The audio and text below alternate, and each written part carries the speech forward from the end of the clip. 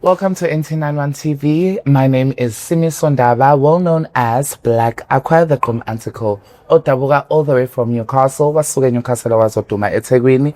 Wasuka lapho waba international Cinderella. Today we are here at Isho Ebiziwa, How I Discovered Myself. The voice of the unheard. We have a very powerful, emotional story. About a courage, change, and a transition. Ikestes now namhlanje has a story to tell, and I am so excited about it because nami ngizofunda in a way, and nino wabona ama video ngiyangazi ke mina ngiphathe ama guest right azomkhulisa nina, but today kuzokhula ngisho mina uBlack Aqua. So namhlanje I got a guest, none other than Uzibusisa. Hi, baby. You get feeling child. I'm good, thanks. Welcome to NT91 TV. Oh, welcome back. I think we should say that. Yeah, welcome back. Yes, welcome back. So, it's good to have you here. It's my first time seeing you, and because whatever trend is understand. So, welcome to How I Discovered Myself. Thank you guys for having me Again. Yes. So, before let's just kickstart this because people they know you, but right now, mina as Black Aqua, as Article is na umtshele sisuke lezansi ukuthi kwenzakalani, like tell me more about yourself. I want to know you more. Ngathemba nasemakhaya they actually want to know more. I looked at the seconds of so. No problem. Ngithanda ukubingelela bonke ababukeli basemakhaya. Igama lami nguSibusiso Langa, igama engaliphiwa abazali bami. Then after transitioning, or during my transitioning, I changed my name to Uzibusiso Meyiwa, because I felt like it was better to be called igama engilizwayo rather than igama engibonayo ukuthi kwamina lingifanele, because it's a boy name. Yeah. Okay. Uzibusiso uhlala eHammersdale. Uzibusiso is a transgender woman. Struck it. Uzibusiso okhulele khona nje eHammersdale unit 3 thengo khamba kwesikhathi, and then washintsha wayehlala unit 1. Uqala kwami ukufunda ngiqalela ngabini, ngasukela ngabini ngaya eTakemazolo, ngasuka eTakemazolo ngaya phezulu, ngasuka phezulu ngaya eqolo phambili. Okay. Yeah. So, seriously, so I think it's safe to be kanjalo because angifuni ubusela abasela. So, Z, njengamanje ngifuna ukuthi siqale when you were back at home, and ngicela usitshele about your childhood and when the first time you realized that what you're actually different from others. Oh, okay. Ngizalwa ekhaya belinoma nobaba and 2 other siblings. I was the only boy at home. Yeah. Which was the toughest thing again. Oh, yeah, very. So at an earlier age, abantu babebona ukuthi there was something up with me, and I couldn't figure out because I couldn't understand what's going on. But there's something going on. Yeah. I was doing grade 4, if I remember correctly. I was doing grade 4, and there were people who called me Istaban. Yeah. Imagine a grade 4 kid being called Istaban, and I'm like, yini leyo? Ngibuye ekhaya ngibuza ma ngicela ukuza yini Istaban, and my mother would be like, igama elimbile uyakuthuka lo muntu. Okay, ngikhule ngazi ukuthi umuntu methi Istaban uyakuthuka nhla. Yeah. Okay, ngikhule up to a certain point yokuthi if let's move where we were staying, siyohlala kwenye indawo. Mangifika kuleyo ndawo leyo futhi nakhona ngishintsha isikole. Nakhona lento isaqhubeka. Everyone is calling me Istaban, and I don't know ukuthi yini Istaban. I'm asking them, yini leyo nto umfana awujona abanye abafana? And then I'm looking at myself. Do I look like a guy? No. Manje. Okay. Ngithoke ngizulu fika ngifune kahle lento. Athi umaye umfana wena uzala umfana. Uzoshada ube nomfazi ube nengane and everything. And I'm like, oh, okay. Okay, ngizoyibeka ekhanda lento ngikhule nayo. I think I was doing grade 8. That's where I discovered myself. I started discovering myself. In grade 8. In grade 8. Right. I had boyfriends, not a boyfriend, but boys who are my friends. Yeah. So when we would meet up, they would ask me to have a girlfriend. And then you're like, what's it like? Yeah, I did it. You did have a girlfriend? Yeah, I did. I did have a girlfriend at grade 8. This thing. The funny part, me and that girl used to be besties. Oh, best friends before you guys. No. Instead of dating, we became best friends. Wow. Because the only thing we'll talk about were cartoons. I was a huge fan of cartoons. So Yeah. I would watch cartoons, would do shopping, would do everything that girls do. Instead of dating the girl. Instead of wanting to kiss the girl. Oh, man. Yeah. Yes. And then zami isikhathi ngahlala nabangani bami. Ngabatshela ngathi mina, no guys. Khona into off lang mina. Bathini. It's instead of me wanting a girlfriend, I want a boyfriend. Like ngichaza umfana.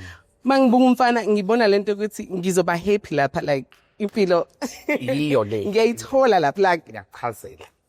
ngikutshela ukuthi they all had ama opinions. Omunye wathi angayivumeli leyo nto. Moya wa Satan. Of course. Fire. Omunye wathi mina noma kuthiwa wenza njani ngizokusupport. Oh, okay. And then ngabona ukuthi already abantu vele bayangicwasa bashonke lamagama ngimina. So why not? Mangihamba emgaqweni ngayisusa kubangani bami. Why us? Isolate kubangani. So you became antisocial. Yeah. Okay. Phuma esikoleni ngikhaya, ngikhaya. I'm just sorry to cut you out No because problem. ngifuna sihambe ngekigaba kahle yabo because I'm still coming to that. Okay. Yabo. So ungichazela ukuthi wena your journey from grade 1 to grade 8 you were Sibusiso. Sibusiso. Kodwa ekubeni lo Sibusiso lokho uthola legama leli lokho livela Ngingalazi futhi I don't understand. And noma mama ekulona utshela ukuthi Tshela fire mhlambe enkulu leyo. And then kwafika ubest onto like grade 8 who apparently she's supposed to be your girlfriend. Nabo Pesta Bomb. Right? Yeah. And then tugu your friends. Yeah. So uchaza ukuthi okay sengiyabona ukuthi eqaleni abantu abakhulisa lento yokuthi ungayitholi kahle ukuthi kuba it's abazali. Right? Nabo baba nendima abayidlalayo, but it's kakhulukazi kwa society. The society. Yeah. Yeah, it's always the society in our case. So by the time you get also qala ukuba antisocial. Well, what were you feeling in that current moment? Like, how did it feel to be in a wrong body? Because I will say that. Yeah. I think you felt like you were a woman trapped in a man's body. So can you tell me how did that lead you to you being antisocial, or was it the society that led you ukuthi yazi cut into indaba yokuphuma ngaphandle, cut abantu, let me just find my own corner? I think it was everyone. Yeah. Wonke umuntu had a part to play kumina ukuthi ngibe antisocial. And then ngokuhamba kwesikhathi kuleyo nto leyo futhi ngokubuka izinto ngabona ukuthi well I'm very sensitive. So angithandi ukuthi umuntu oseduze kwami ezilobuhlungu engibuzayo. Let me just Put it out there, yeah. ngihlale lapha. Weird. Kuleso sikhathi what was I feeling? Anger. I would cry every now and then. Like I would take an hour kwi-bathroom ngithi ngiyogeza. I'm not bathing. Just 5 minutes ngigeza ngiyakhala. Like what is going on? Why nginje now? Why? Yeah. Going through this. And yonke leyo nto, it leads to depression because ugcina uyibona ukuthi uNkulunkulu uyasiphutha yini on ukuthi angenze ngibe kanje. And uvela ubona ngathi everybody okuseceleni kwakho yakujika kanti abantu bebenga understand ukuthi what's going on kwabona. So ekhaleni kwakho mina ngicela ukuthi ungitshele ukuthi okay usuyakhala manje use-bathroom yini into yokuqala yafika ekhanda? Ukuyibulala. Don't know. I'm telling you. Tried it several times. I've tried it several times. Into njalo mangabe ngikhala angiyibulale. Ukuze ngingabuza lobu buhlungu lobu, ukuze ngingabuza lokucwaseka kubantu. Let me just kill myself. So Ngizoba now happy maybe. there is you being antisocial. From being antisocial, you are depressed. Depression leads you to being suicidal. Kuhamba kanjani? So you were literally in a dark place. What? And angikwazi ukukhuluma nabasekhaya because asekhaya ba understand. I understand. Bayiqala ukuyibona lento. Exactly. angikwazi ukukhuluma nomngane abangani bami kwabafana nabafana ngibasusile eduze kwami. Hey, so in that current moment, can you tell me lento wayifile last isikhathi esingakanani, like time frame? I think it started when I was doing grade 5 to grade 10. Awunayo support system, awuna. Nothing. Ngiqale lapho ngifuna ukuyibulala. Manje ngiyayibuza ukuthi ngizobulala ngani. Okokuqala ngiyasaba ukuyilimaza, ukubuka igazi lami mangisika. Okay. Uma athola ukuthi une BP noshukela. Ngiqala ukutshotshwa amaphilisi amashukela na BP. So every time ngizwa le anger enkulu ngaphakathi kumina ngizwe ukuthi okay namhlanje bangigcike kakhulu ngithatha amaphilisi amanye ngiyaphuza. Awazi ungibulala azongenza ngibe dizzy ngingaboni kahle ngishawe isizi ngifuna ukuyocambalala kuze kube ngathi ngumuntu osegula nasekhaya kanti lamaphilisi engiwadlayo angibatsheli futhi ukuthi khona into engidlayo. There was this one time sengiwadlile lamaphilisi lawa ngifile dizzy ngithi ngiyolala ngifike ngilala ngibuye ngiphaphame mangivuka kube nale voice ethi uyenza kuze kube nini lento because awufi kunalokho uyavuka uzovela ugula maybe there's something big coming. Ngithi okay athi ngiyeke ukuyibulala ngaze ngifakele izifo ngiqale futhi ngikhula mangikhula like ngikhula nganginawo amabele but ayemancane so kwabona lokho kuyangixaka ukuthi kanjani futhi because mangibuka abafana umfana uplain why mina ngizoba kanje ivoice yami waye nje iwalk ayishintsheki yonke into yami nje ikhomba ukuthi ngiyintombazana ngiye high school. Mangifike high school angisenandaba ukuthi abantu bathini kwenzakalani ngifocus ekuseni ngiyafunda. Ngithola umngane wentombazana.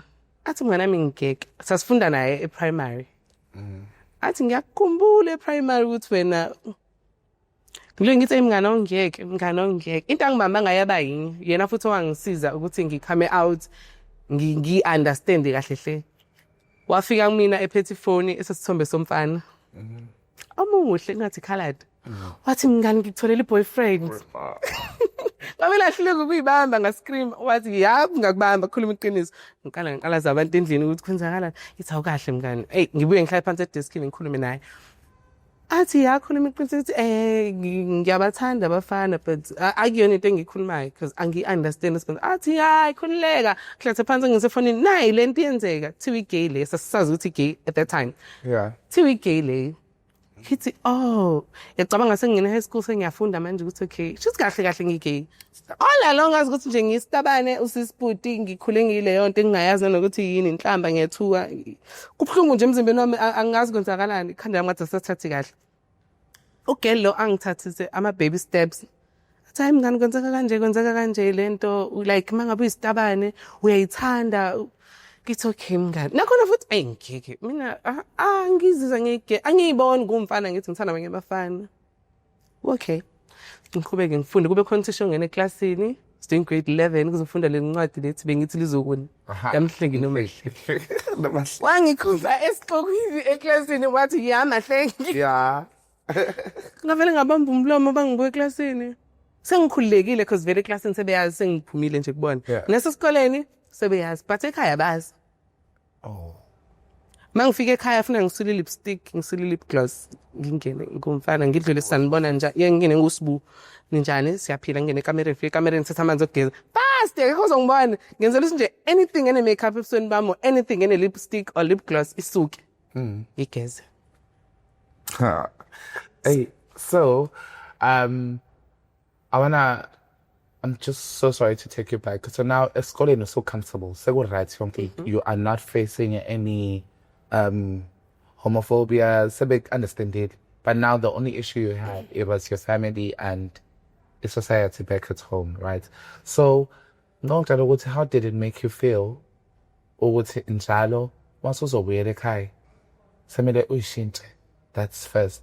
And uma wakho kwawenza ukuthi ufile kanjani ukuthi uma wakho uwenza ukuthi ufile ungekho in a safe space because ekhaya needs to be a safe space. It was the hardest.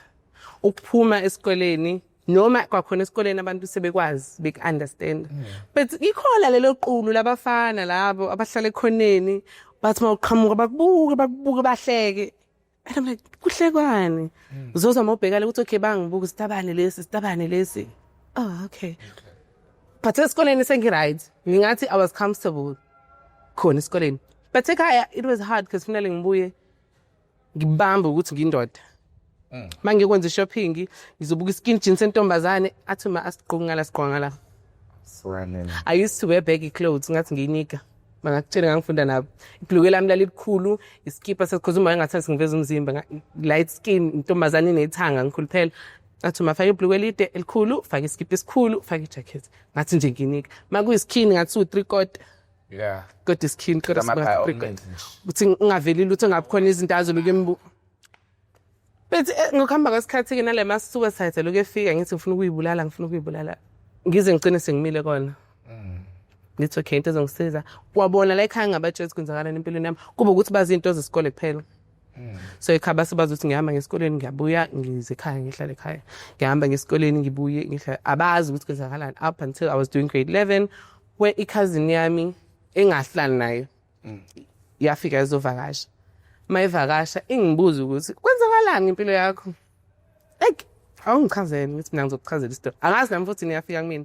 Ngambhalela incwadi ukuthi ngikhula bekukanje ngifuna ukuyibulala ngangaphumelele kuyibulaleni sengikhathele kahle mina impilo yami I'm gay. Awuthathi osisi wami lo angihike. I cried because it was the first time ngithola uthando liphuma kumuntu esengazi ukuthi njani kowasekhaya. I cried. Wathi kuzoba right kuzodlula naye kuyashesha kuzwela wakhala. Sa right kwangumuntu esengikwazi ukuxoxa naye ukuthi hayibo ngikanje. I do remember engibuza ukuthi sonje buthi gay uzo transition yini ngathi angikazi nanokuthi yini leyo nto. But maybe kuhamba kwesikhathi uzobe sengazi angazi. Ngathi yena okay if usufuna ukuyenza lento ungitshela. Ngathi mina okay. Sahamba isikhathi waphinda emumva la ehlala khona. Incwadi ngangayilahla ngimbhalele nayo phansi kombhede. Uma is very nosy. Uyangena ekamereni lakho akuarrangele everything ekamereni, akuphakamisela umbhede, akuklinela, athi bengikline ekamereni lakho. Mana ntombazane uThinking wasuka eHammersdale. Wahamba wadlula kwaSouth Africa weClipboard. Awungichazela yabo leyo ke ngifuna ukuyazi ke. Leyo weClipboard. Ngaleyo minute userank eHammersdale ngoba airports. What drove you to that decision? Yini into eyenzakala? Because now I'm dead interested. Like I want to know what happened. So after everything eyenzeka empilweni yami ukuhlukumezeka, ukucwaswa, sengihlala ngedwa noma ekhaya sebesazi isimo sami but still abanginiki le support engithi ngiyidinga ekufanele ngabe ngiyithola. So ngihleli ngedwa ngiyabuka ukuthi okay into ezongisiza la ukuthola umsebenzi ngiphume la. Yeah. Uphela unyaka wokuqala ngihlele ekhaya ngirounda nesicaki. Ngiluke ngibuka abantu nje wesibili ngathi angeke ngikwazi. I need to do something. Ngabuya ngaya kwesinye isikole kuthiwa iseqolo phambili. Ngathi ngibuyele high school to redo my matric. Yeah. Ngabuyela esikoleni ngayofunda. Ngifika nakhona ngizoficana nenkinga enkulu. Yathisha ongangi-understand ukuthi ngiyintombazane noma ngumfana. And mind you angakayiqala transitioning lab. Ngisayi mina nje ngisawusibu. Yeah. So mangifika esikoleni ngibhalise ngithathe kube right principal abe friendly othisha bonke ba right. Kube nalo thisha yedwa wesifazane owayecisha lingane noma. Lo thisha lo abe nokuthi njalo mengibuka athi wena ngani ufakeleni uGrace esikoleni. Ngizoqokani mantombazana afake igate. Ngithi shoot akaboni ngithule. Mangiyochama ema-toilet ame phezulu edebisini because kwakuney'tebhisi ame phezulu angibuke ezansi ahleke amantombazane mangabe esemfuleni ehlanga ahleke kanjalo zizingane ezombuza kwenze njani mem athi animbuke uphuma lapha ufunani lapha. How? Kithi kanti kufanele ngiqhame because umthetho sesikoleni uthi umfana ufanele aqhame emathothi amafana intombazane iqhame emathothi amafana. Ngihlonipha nalo mthetho futhi. Yeah. Ngikhulume nomunye uthisha athi thisha shintsha ungabusachama ngala emantombazane. Esikoleni ngangifunda sona izingane zasengazi sezingijwayele so zazi friendly nje. They don't have a problem of using a female toilet. Asengibiza namantombazane mathi ngiyochama athi uzochama ngapha khona uzoba right. Ngithi hayi okay sharp. Qala unyaka ngibe right ngifunde ngikhululeke kube le party leyo ukuthi kufanele kukhethe school president. Ngiyimina ngikhululekile ngiyaxoxa nabantu ngifriendly bayangithanda abantu kukhethe class engithiwa ngizobe class rep. okay sha futhi nakhona angina stress Leadership skills. yeah ngisuke lapho kuthiwa okay kiswa ku ekubeni is school president Yeah. so kuzovota kuthatha abantu abawu10 girls and boys niyomiswa kwi-assembly kuthiwa khulumani kama speech bangene babo 5 ngizoba we6 ngathi ngiphuma phambi komnyango zahayiza ingane kodwa sicela siphindelela ngaphambili uzogcina ngijike futhi nakhona ang-understand ukuthi why Yeah. baphume baqede mase ngithi ngiyangena ngiyokhuluma it was like 10 minutes ingane bangumsindi ziyajabula ziyahayiza okay shuthi zijabulela le game phambi kwazi Stuck it. ngihlale ngime phambili ngithi ngiyaqala ngiyakhuluma I'm shaking angizange sasiqeda ngisi speech zaseluku ihayize ngawina Yeah. nansi inkinga la esiwa khona sekufuna ba-announce batshele abafundi batshele wonke umuntu ukuthi who's the school president athi lo thisha mina ngeke ngiphathwe lo mfundi The same Coco teacher. the same teacher othi mangiyochama ahleka abuza ukuthi ngifunani lethwesi labafana the same teacher othi mangabe ngifake ibhlue athi ngifakele no-grey athi na ngiyaphathwe mina So now you are facing homophobia, Esikoleni. not with the kids, but uteach. Uma wakho wesibili. yep Wow. ihambe lento yakhe ngile ngi-understand why lo thisha ngempela azangibiza omunye uthisha athi ngiyakubona mntanami ukuthi unayo lento ngaphakathi kwena and iphila kwena ukuthi ungakwazi ukulida ungaba nje i-president e-right la esikoleni but kungabantu abazohamba bakuvimbe ukuthi Yeah. ukwazi ukuphumelela Yeah.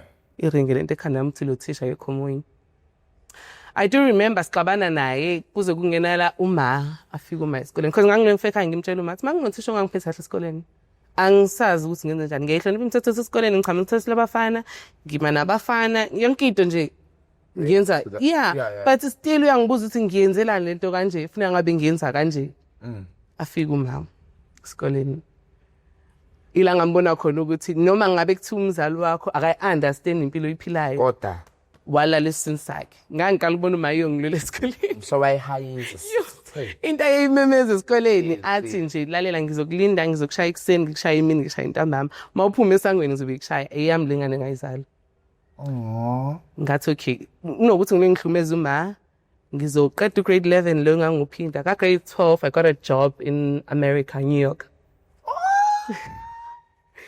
ngifika khona athi lo muntu engitholelile umsebenzi athi lo muntu engitholelile umsebenzi ngicela khona ufike ubehave sokumfana Oh no.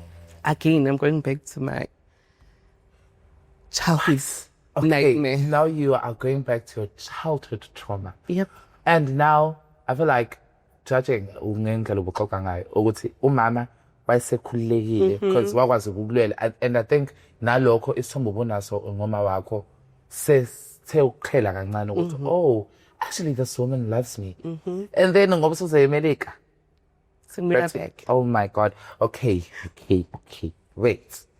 Coffee talk. okay Who was that person okuthela umsebenzi eAmerica? my cousin But ubuzofluence ngale. ngangiyoba Awumchazela nje angiyeke oyichaza ukhazi nekutshela the minute utsilalela nzala seMelika manje. so umzala wami wayeluke ethi funda uqeda isikole ngizokuthatha sohlala nawe funda uqeda isikole ngizokuthatha sohlala nawe mina okay azangitshela futhi athi uzoba happy lana eNew York ku free mawugay ma trans uzofika khuleka kuphila impilo yakho because abe South Africa ngiyabazi ngithi mina okay ngizokwenza njalo ngiqede angisendela ipost ukuthi angapply ngibe became counselor ngiyohlala nezingane so I'm like a nanny but 24/7 ingane zinami ziyalala ilala eduze kwami ziyavuka zihamba ziyogeza zinama activities ngiyithatha ngiyihambisa ngihlale na mase yafika isikhathi sokuthi ngiyo-applyela umsebenzi I was doing grade 11 eXolo Pipes ngiphinde wesibili wathi uphela unyaka bangifonela kwathi utholile umsebenzi bathi uthisha qeda umatric ngathi uzongisiza ngani mina ngizowenzani International man. ngathi kwathikithi seli-right yonke into yami isisorted umatric ngiyoqedela phesheya ngiyahamba ngasuka the following year ngoJune waqala umsebenzi wami ngahamba took a flight to New York. So now you are taking a flight at Nakapori, going to New York and Yeah. Usbusis. Ngusibusiso ke manje ngibile kubeni ngizama ukubuyela ekubeni Kodwa kubuyele. akubuyele awukwazi ukuthi into usuthe uyishile emumva uphinde usakhe lesi sithombe sokuthi ngizoba ilo muntu engasiyena. But I tried. Ufuqa mama I tried to a point ukuthi mase ngiqala ukusebenza umphathi wami wangibiza yathi alright ngithi mina ngi-right athi nawe sokhuluma ngithi mina athi khululeke ngibona ukuthi unalo uthando ley'ngane uyakwazi ukuhlala ney'ngane ngiyaba-understand abantu abanjalo that's when I became free wathi iba inoma uba nothando kube nekho umuntu ozokujaja la sonke sumndeni. Oh. It was so nice. She was so nice. She was an old lady, but she was so nice. And then ngaqala ngafaka inzipho, ngafaka ama-lashes, ikhanda lami, sengiyaqala ke manje ngiyakhululeka. And sebeyabona nasekhaya ngiposta ukuthi hayi bufaka inkopho, hayi bufaka i-makeup. Yes. Hayi busafaka ukuthi manje useyaqala nasekhanda seshintsha ama-hair colours. Ngangingakaluki at that time ngangisagunda. Iqala impilo yami kube ngathi now I'm lightening up yonke lento le kade ngiyithwele enzima isisukile. Siyasuka. Yeah. Okay. Boom, ngiqeda ukusebenza phela i-contract ngibuyele ka-cousin wami la ihlala khona ngihlala khona. Guess what? Izinto ziyashintsha sokufanele ngikwenza into zesiZulu. Ngiyethwasa. Now I need to leave America to come back to South Africa ngizokwenza into zesiZulu. Oh, uyabona labantu abasiphethe have banganayo timing.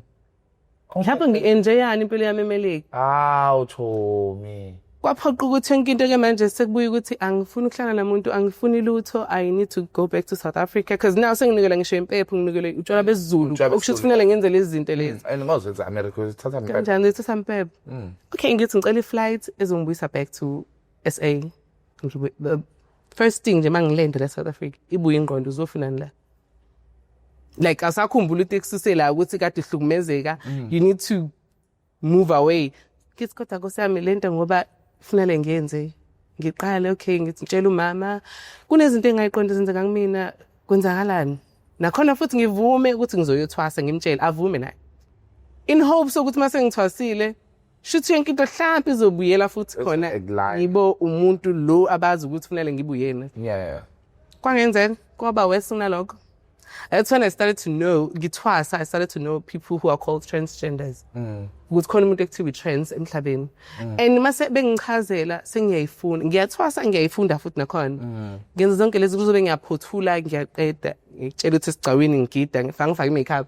Yeah. And abantu bayakuza kanjani lesangoma futhi and I'm like guys mina ngiyathosa because I need to do my things. Ngize ngiqhubeke nempilo. Kahle kahle mina impilo yami somewhere else ayikho. Okay ngiqedeke lezi zinto impilo yami ibuye ibe noma ngiqale ngithi ngiyofunda e-college sengibuyile kuthwasa that was 2020. 2020 ngithole enye clinic ela eThekwini engaqala ukuyisebenzisa for my transitioning ise Florida. Mangiqala kule clinic ngiloku ngihamba kulekuthiwa sizothola ama-hormones you should come and I'm like okay now I'm starting to be interested. Okay ngiyahamba lento ngihamba 2020 ngiqala ukufunda e-college kube right e-college ke abakho abantu abadala ingane wonke umuntu babe nga-understand ukuthi kwenzakalani because ingane eningi akuzona izalanga ngihlala ngakhona so zazibuye zingibuka ukuthi ifana intombazane kwenzakalani abaqondi and okwese kusuneglow eyabadala itlo yase-America so i-confusion manje abasaboni abasa-understand nasekhanda ngiyadaya ngenza lalela abasaboni kahle ukuthi kwenzakalani ngifaka ama-lashes I'm doing my nails azagcina uma esebathi okay shithi nganami vele sigqoke into zamantombazane ayisekho into engizayenza because manje ngiyathenga ngiya kwi-women's section ngithenga zami ngiyabuya March 2020 afika ama-hormones so we have to start i-therapy in counseling bas-checking ingqondo zethu it's like are you mentally prepared because kunezinto okufunela ukuthi mangabe manje uyiqala uyifaka emzimbeni wakwazi ukuthi kunama-advantages and disadvantages right mangabe sengiwaqala lamaphilisi kunezinto engazi ukuthi okay le angeke isephinde yenzeke empilweni yami le isazokwenzeka mangabe ngiwadla lamaphilisi ngizogainani emzimbeni wami yini engizoyijabulela yini futhi ezoba yinkinga ezinye nje as my examples I can never have kids anymore my own kids angeke ngisakwazi ukuba nazo kwakuyilezo zinto kababe ngikhanselisha ngazo ngayifunda ngasho ukuthi okay I'm ready ngabaqala then my transition started ngathi kwagama angisaceli ukuthi ngibizwe ngoSibusiso to be identified as a male a he a him sengiyabona phela lo Sibusiso manje Sibusiso a she a her ngiright futhi ngicomfortable kulomuntu ngihappy kule point engiyena manje but ngiqala nje transitioning yami nganginakho futhi lokho ukuthi kwenzakalani. I had to tell my mom ukuthi ma into kade ngimtshela ngigay. Not so long ago. Waqala futhi kwafunele akufunde ukuthi gay yini lo muntu akazi ukuthi Nkosi yami ikhulelele entshanga emakhaya sengiyinkomba kufuneka ngimfundise ukuthi ma igay into ukuthi now ngifika namaphilisi manje ngizotransition ngizobe trans athi yini futhi lewe sengizoba namabele sengizobuka njengomuntu wesifazane kakhulu nalade nguyena athi futhi okay into yami did ukuthi ngamkhulumela isingisi kakhulu kade ngimchazele hayi ma athi okay uze wayifunda kahle manje sebona ukuthi okay inganami but nje all along ube nakho ukuthi ha ukhula amabele iskin sakhe sesiyashintsha siba soft kakhulu izinto eziningi seziyashintsha umzimba wakhe ibody mass yakhe iyamove ngimtshela phela amaphilisi enza lokho ma ngimtotobisa ukuthi ma afunda lezi zinto lezi ifunde up to a point ongibuza ukuthi kahle ongichazela amaphilisi akho ukuthi enzani lithi mina akhulisa amabele ashintsha iskin sakho kahle wayefuna ukwazi ukuthi njengoba ngifaka le hormone emzimbeni wami yini igama layo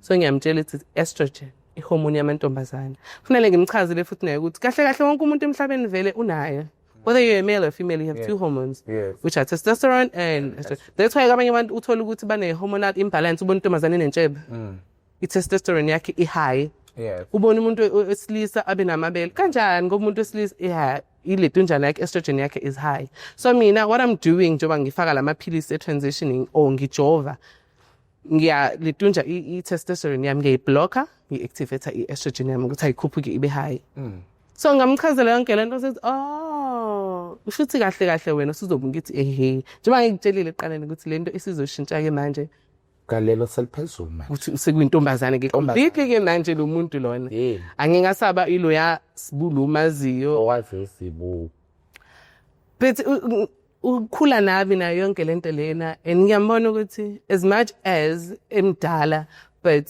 again uyafisa ukwazi because ngingane yakhe usekwamkelile ukuthi ingane yakhe iwumuntu kanje and I feel like izomsiza futhi umama ukuthi even nezinye ingane ekhila lempilo akwazi uku-accept because it began at home.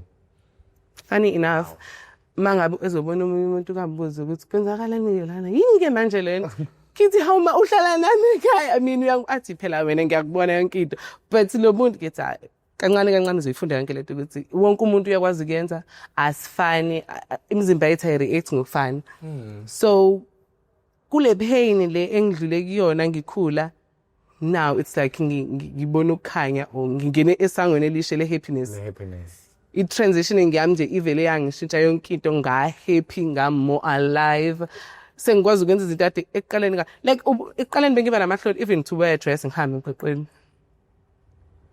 even manje ngiyayifaka ingubo ngizela eThekwini ngifike eThekwini ngenza into yami ngiqede ngiphume ngihambele bangibikelela house sabona sisunjani ngiyaphila njani bobhuti ngibeke kambe hawu mama ngiyaphila bobhuti ngiphume because sengi-comfortable ukuthi ngifami I'm comfortable with my body now so you literally usuzitholile wena yonke le lubuhlungu discrimination you faced usuzivela wathola ibandage ezovele ikuvale konke hallelujah so what I want to know did you pay any money for the transition how much amacost ayeme kanjani nje I just want to because I for one I also want to have the boobies so ngiyacabanga ukuthi nomuntu osemakhaya kwamina uzokwazi and whereabouts leyo clinic sasekhona la Florida nje okay amaphilisi esasiwathola khona they were free okwakho kwakufanele usuke ekhaya uze eFlorida athena ama meeting uyiveze nje ukuthi ukhona umuntu active and then they're going to give you ama hormones akho for free sadly uTrump wawavala since uTrump in America wathi ulinto nje ama sexes out yena male and female so into nama transgender off ama-trans ase-America had ama-IDs abo ebuyiselwe emumva to males kade seshintshiwe ukuthi ama-females asebuyele back to being males so yonke into nama-trans esuka phesheya ayisekhiza ngaphezulu ama-sponsors ethu abephesheya so asisakwazi ukwathola but bakhona odokotela ngapha abakwaziyo ukuthi bakunike could be ama-injections it could be amaphilisi but lapho you have to pay yeah you have to pay they start from 500 rand and you pay that 500 a month because into ithatha uyidla a month iphela. Amaphilisi you take them every day. Umjovo, it's either jova after 7 days or ujove ngenyanga. Wena usuke usuxoxa nodokotela but umjovo ngiyazi ukuthi awujove every day. Amaphilisi owadla every day. But lawa mahala kunzima ukwathola. So saba nenhlanhla ukuthi sithole lena yethu thina yasinika lokho sasidinga and sisabonga namanje. So nohlezi ba appreciate. Siyahlezi. Ngicela ke mngani, who was your first boyfriend? When you were during your transition yakho lo wabo boyfriend wakho nje, and tell me how was it? How was the experience? Nje kwakunjani? Did he accept you of being a boy or a trans woman or wengas? Your first boyfriend yami ngangisafunda. No ngasengiqedile. Ngasengiqedile isikole ngiyakhumbula. Ngangisanda kuqeda nje futhi ngathola iboyfriend. Yayazi ukuthi ngigay. Okay. So sajola nayo, sajola nesikhathi side futhi abantu bengazi. Angeke ngikwazi ukusho igama lakhe that. So sasijola nje. Kamnandi futhi. Si happy noma ejola namantombazane but yeah. Money hip. Sisi. Happiness ibalekile. So tell me, manje ke ngoba usuzibusisa and unala ma-hands la esiwadingayo nathi sesimabelane. Kunjani, how are the boys like? Since safana on this kind of manje kunzima manje ngoba yonke izinto eziningi zami seyishintshile. Indlela engibukeka ngayo, buso bami nginana amabele okubese. So umuntu mangabe sengibuza manje ezongishela sawubona sisi njani, ngiyaphila njani futhi ngiyaphila, siyaxoxa naye kube right yonke into. Kufanele ngize kimina ngibe naleso spin engase naso ngoba sengikhathele. Kufanele ngimchaze ukuthi ay kahle mina futhi ngiyi-transgender, angikho gay, ngiyi-transgender. I'm a trans woman. Ngiyashintsha. I'm transitioning from being umuntu wesilisa to being umuntu wesifazane. Yeah. So ke kube nzima, uyakuthola umuntu ozokholwa, uthole omunye ongekazi akholwa uzothina ay ngiyabonga. Uthole uzothi no anginankinga. Singazama sibone ukuthi into ihamba kanjani. Yeah. Okay. All right. Is there anyone currently lo sokuthi yabo lo forever yena? Yeah, currently ukhona. Nganokuya plaza. Ukhona. Ukuthi kade ngikhuluma naye izolo ngimtshelile ngathi ngiza ku-podcast. And then wasithi lalela like masufika lapha ngoba ngiyazi ukuthi lama video akazohamba uze ungayiphiki phambi kwabantu. Noma ngeke ngilisho igama lakhe but nje okay. Sibari sasilindele ukuthungisa mina and kuzobe kimi impela esenkulu. Sibari, I hope uyayibona mina ungakhohlwa lokho. So babe, ngizwe ukhuluma about ukuthwasa. I for one ngoba nibona I'm also part of, I always say ukuthi mina I'm an ancestor ambassador because igama lami ngoba ngusimiso ngibona ngathi ngisimiso samathonga ami, right? Because mina I for one I know ukuthi lento yami it's more than that. Angisese sitabane nje esakatemo lesi sokuzenzela esithatha lifestyle, no. But mina ngazala nayo lento. And when I accepted amathonga, or let me just say when I accepted ukuthi ngumntwana weJesu, right, when it comes to my sexuality and I was okay. I was out, you know. I was never in a closet. But now, when I started this journey, that's when I actually noticed that, no, man, and we are not dominant. And, you know, and that's how I always say, what's my gayness, or so they say, society, yeah. So, when, on your take, when awubona kanjani? Nami ngiyavumelana nakho lento ihambisane nabadala ngoba nami ngangena esalukwazi, my mother's mom, ugogo wami. Yeah. So mangabe ngingena ugogo wami, even ekuthwaseni ugobela wami ngangithi mangabe sengidiniwe ngihamba ngiduba, athi washingila mashangi ngixakeke ukuthi why, because akaze ambona ugogo wami, why esengibiza ngogogo wami. Yeah. And then it clicks to me ukuthi okushuthi lo muntu owangena ngibukeka njengaye mase ngenza izinto. Yeah. And then ke yangena kumina uthi okay kahle njengoba mina ngangena umuntu wesifazane vele ngizoba nale mizwa le. I'm not saying bonke baba njalo. I'm not saying that because bakhona baba namakhehla but bashade babe namakhwenyana babe right. But abanye kuyenzeka kumina kwenzakalile. Kodwa ngeke ngibuye ngithi futhi lento it's genetically. Yes. Angifuni ukuyifaka kakhulu emadlozini because bazobuye abantu bazongi-attack. Lento nje into engazalwa nayo njengoba ngisichazela istory sami ngikhula ngangiyifunda ngingayi-understand ukuthi yayihamba kanjani. And ngikhula ugogo wami washona ngase ngikhona emhlabeni ngase ngimazi sengimbona.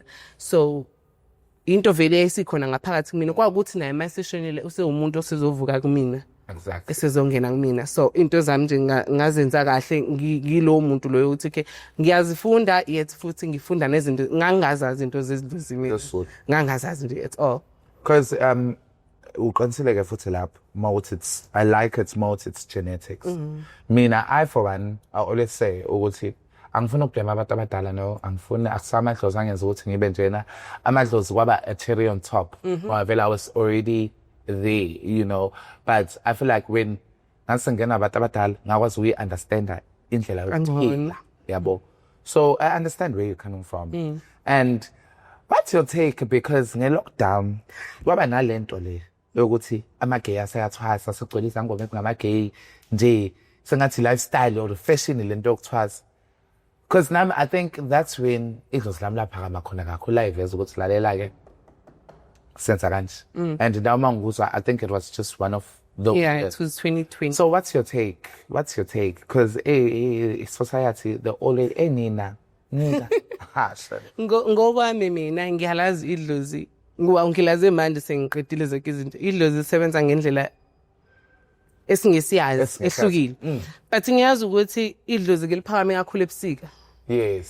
So when winter comes liyaphakama, even umuntu ongathwasile lizomvukela yena aqale avukwe izinto angazazi naye ukuthi how ngase ngiba namaphupho manje ngase ngiba nokuthi manje ila sesikhathi lele ethola khona ukuthi phakame okuqala lokho. Okwesibili mawumuntu othanda ukuhlala yedwa ungakhulumi nabantu lokuyivalela ila sesikhathi leli dlozi likwazi khona ukuthi lingene kuwena likugulise likwenze zonke izinto. But mangabe out and about liyakuhlupha lona kodwa not that much because ubusy. Yeah. But mangabe uyihlalele ekhaya so kwakwazi ukuthi li-activate ke kakhulu nge-lockdown because sasisemakhaya. Sihlele emakhaya senze izinto zasemakhaya. Thank you. La kwazi ukuthi okay ngiyakwazi ukubona ngizokusho nje le gays, lesbian, trans sibhizi. So asitholakala emakhaya kalula nedlozi kubeni ngazi ukuthi lo mntwana uzima ngimfune ngizomthola. Laphi ngomlanda lapha khona endawo zobongiya. Lase lisithole emakhaya la kwazi ukuthi likhulume kahle nathi lisibonise ukuthi funakala siyibe kahle senzini kahle. So ngokwami nje ukuthi sifuna understand ukuthi lisebenza kanjani liphakama mase kunjani and uzokwazi ukulicontrola kanjani ukwazi ukuthi ulilalele kanjani mase likhuluma ulilalela kanjani. That's it. But nje it's very challenging futhi ukuthi ube homosexual and deal with people.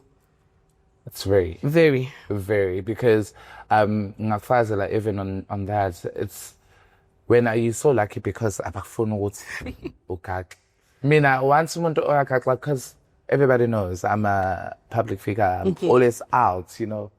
One time was also it was like lifika nini kuwe noma uhlezi la nathi ngoma ethi umuntu awungihlolela ngithi mina kokuqala it lami mina ngajwayeza ukuthi angihloleli mina abantu abomlandeni. Yeah. Ngoba uzojwayeza as much as likuyilo likuphethe kodwa nawe kumele ufundise ukuthi lalela senza kanjani. Kuna silvonishe texting. Oy cabanga ngifane neinkophe osengigqothula ngoba nginayo tendency ukuqothola inkomo masengivuka abadala. Athi ke asikho lapha sizoje sinathi sibodle oyemakhatari asikiyeke lokho. And then what else? He has khona ngifuna ukubuza kodwa futhi leseyabuya ke lento ngifuna ukubuza nacho. Okay. Nakho ke njengamanje ke Ntombazane. Which life would you really want to relive again? Impilo kaSibusiso, impilo yase-America, or impilo ekaZibusiso eThekwini?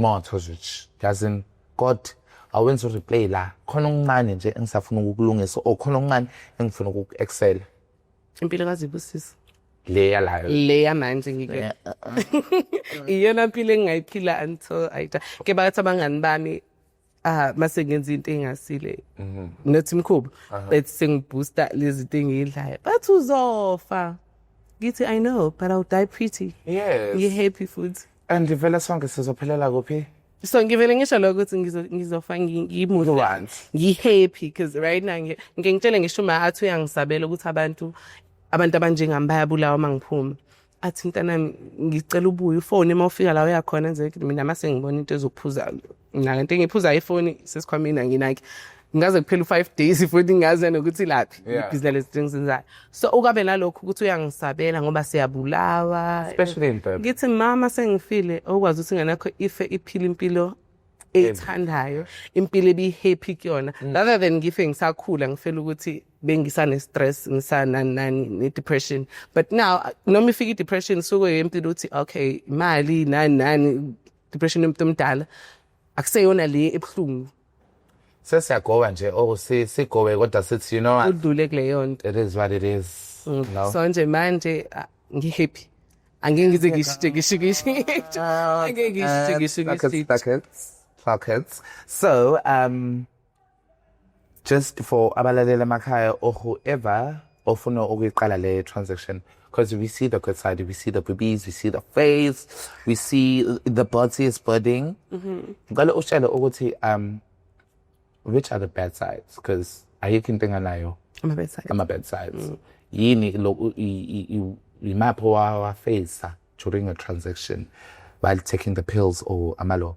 Ama-side effects kwakuyini lo ubona ukuthi yabo le ngaze ngayisula but ke ngoba ngiyabona i-process eyokuqala kwakuyikhanda get ikhanda now and then extreme weight gain uyakhuluphala mawusadla because the time udla i-estrogen emzimbeni like estrogen zona nokudla the time uyidla funa udle ukuze ukhuluphale emzimbeni umzimba kube umuntu wesifazane mawungadli izosebenza but slowly once you start eating you gain weight and then lamafutha wasayi uba nezihluzi mawumuntu esilisa ziyasuka the time udle ukudla umzimba wakho ukwakhela ukuthi ube nesizwe sentombazane ube nethanga lentombazane so now umzimba wakho uyashintsha kahle so ngeke ngithi mase ngiyibuka mina bengumuntu obeyislender nothi ngikhula bengikhuluphele ngabe ngadiet ngancipha ngayithanda senginciphile ngaqala iprocess ngiyislender sengikhuluphele futhi again Tommy alright kodwa yabo wena yelabantu abadinga ungena ephinifini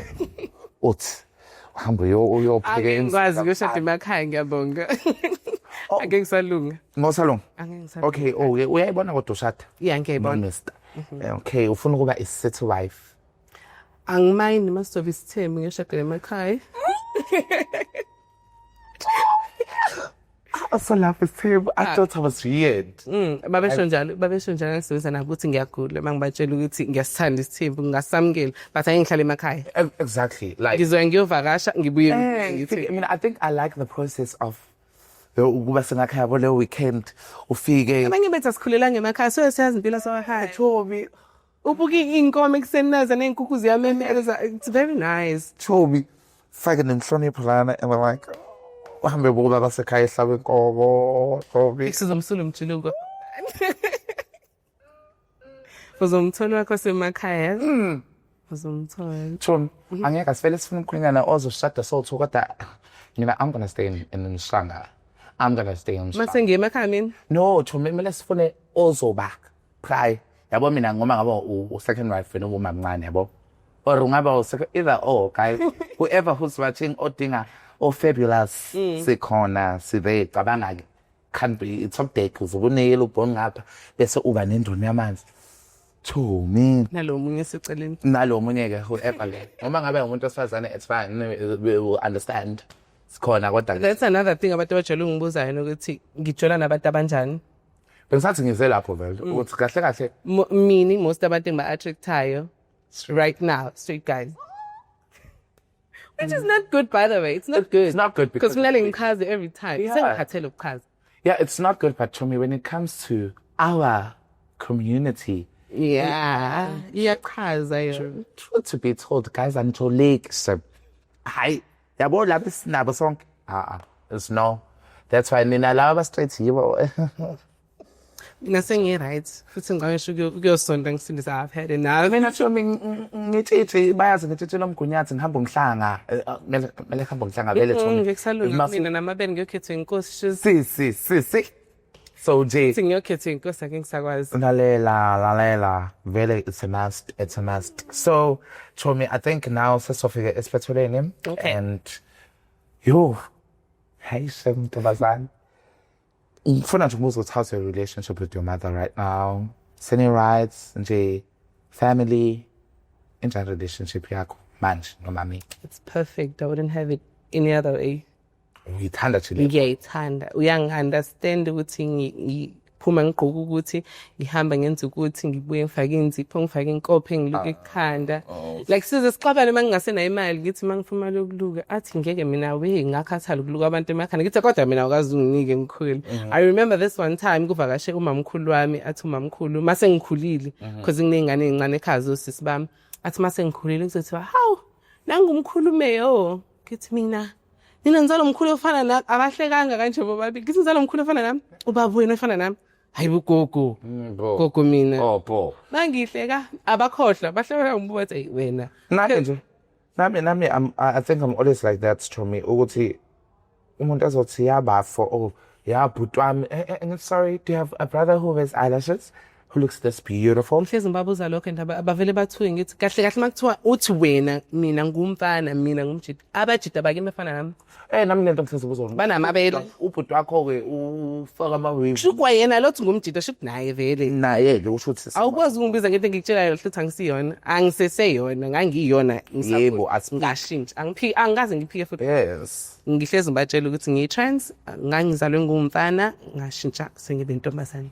Mina guys, ngcono yena trans. Mina, I'm a woman trapped in a man's body. So I need to put it out there. I'm a woman trapped in a man's body. Angifani nozibusiso say right to hip. Mina ngila average. Ngihappy phela ngoba vele ngayiqinela but ke ngila. So yiphi advice ongayinikeza umzali osemakhaya, right? O struggle shayo ukuthi accept sexuality yomntanakhe. Ngingathi thathe slowly ngaleni zabo ahlale phansi ngane yakhe ayifunde ayibuze ukuthi like isithathileni isinqumo ngempilo yaso i-ready yini for izinto zangaphandle angayijudge angayizisa ubhlungu ngalokisha because I've heard abangani bami abashawayo emakhaya thiwe lempilo ephilayo ayikho right ngabona ukuthi no guys mina noma kakubhlungu ukukhula kwami but kwangekho that much because ngangashawa ekhaya kwangekho umuntu waye physical nami kwangekho futhi verbal kwakukona nje ukuthi ngiqokisa ngendlela ehlukile ngale ndlela le engazi but ngathi umzali ingane yakhe at the end of the day angeke uzilahle ndawo noma ungayixosha noma ungayenze njani kuyohlale kunakho lokhu ukuthi ingane yakhe izalo masibanibani nobaba sibanibani so it's best ukuthi we support into esifuneka kakho. I've always said this, it's best ukuthi ngana ku support nokuthi uthi uyayamkela mina ungangamkeli ngisupport yes mangithi khona izinto engifuna ukuzenza sihlale phansi ungibonise ukuthi izohamba ifike la lento le I right noma i-wrong ngisupport njengomzali wami rather than uthi uzofika usungitshela ukuthi ngiyakwamkela because ukungamkela kwakho support unganginike iyabona so bazwane nje nengane zabo kube mnandi guys like lento le isigcwelizwe lonke if it's a disease it's a disease if it's a sickness it's a sickness. Just accept us and show us love and support. And then just to round it out, can you please tell me what are your dreams since open and proud to be a transition woman? Mapha amaphupho akho la azofocus kuzibusisa. Uqhubeka kala nje uqhubeka transitioning yami. Get me a nice hot boyfriend. Izoba umyeni wami ingaphi angimfuni futhi ngizalwe ngichaza inkosi yabi ke uzok understand and then ke ngiphila impilo yami have a house maybe I'd consider adoption maybe just maybe but nje from now on ngiyazibona ngiqhubeka transitioning yami to a point that I'm doing my surgeries and then be a complete woman be happy. Yes, like all the best my love for your journey and we are here supporting you.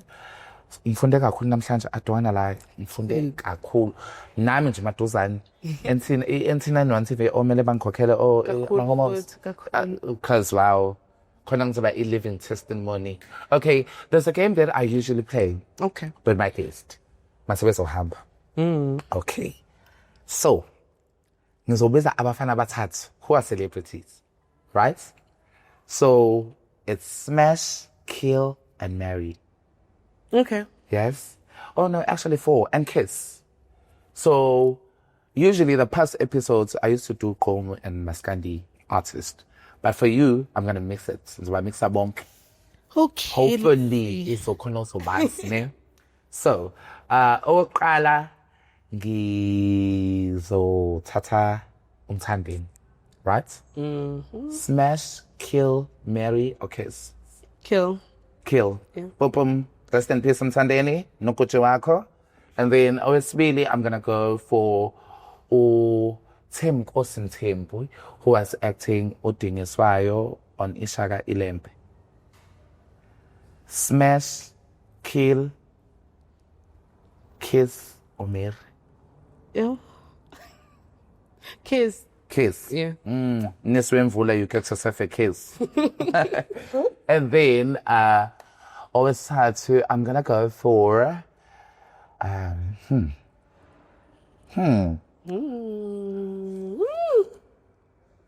Titozani Soma. Mary. Mary. Awu kusho ukuthi kasoma nkosami. Bayitholele umakoti. Phakamba saphakamisa lapho. And then last but not least, let me just see. Hey, laba sebaningi abafana basemhlabeni bacabangayo.